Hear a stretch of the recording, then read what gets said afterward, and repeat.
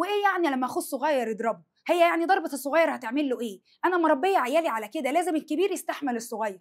ايه يعني لما ياخد حاجته ولا ياخد الشوكولاته بتاعته ولا يعني تهزر معاه بغلاسه شويه ومد ايده عليه؟ هو كبير والكبير يستحمل.